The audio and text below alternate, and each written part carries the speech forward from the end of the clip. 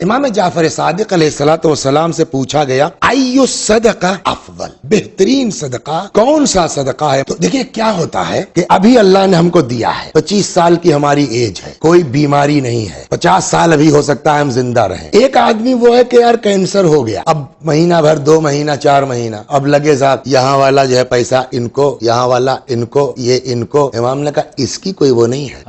सदका मेन वो है कि जब तुम ठीक हो और जिंदगी की उम्मीद बाकी हो उस वक्त सदका करो, वो सदका मेन है, अफजल है, वो सबसे अच्छा है। जी फरमाते कि अंत तसद्दका व अंत सहीहुन शहीहुन तअमुलुल बका, सेहतमंद हो, जिंदगी की उम्मीद हो, व तखाफुल फक्र, और फक्र का खौफ हो कि यार अभी खर्च कर देंगे तो कल क्या होगा, कल क्या होगा। इस तसव्वुर के बाद अगर सदका करते हो ये सदका अहम है। कहते हैं वला तुमहिल हत्ता इज़ा बलगतिल हुल्कूम, कहते हैं मगर साहब जब यहाँ रूह पहुंच गई, अब कल मर जाएंगे, मरने वाले हैं, अब लगे बांटने सबको, खुलता ले फलान इन कदा व ले फलान इन कदा, अब मौत सराहने आ गई है तो फला को इतना और फला को इतना। इस पर एक आपको हम दास्तान नकल करें। एक आदमी था मर गया और उसने वसीयत की रसूलुल्लाह सल्लल्लाहु अलैहि वसल्लम के लिए कि मेरे पास इतनी खजूरें हैं, मेरे मरने के बाद रसूलुल्लाह इसको गरीबों फुकरा में तकसीम कर दें। खूब वसीयत थी। पैगंबर आए, भैया उनका रूम खुला, खजूर भरी हुई है रूम में, और पैगंबर ने बांटना शुरू किया, ठीक है, तकसीम हो गया। एक खजूर रह गई। अच्छा, पैगंबर ने वो खजूर ली हाथ में, कहने लगा कि ये एक खजूर अगर वो अपनी जिंदगी में सदका कर देता ना, ये पूरा रूम खजूर बांटने से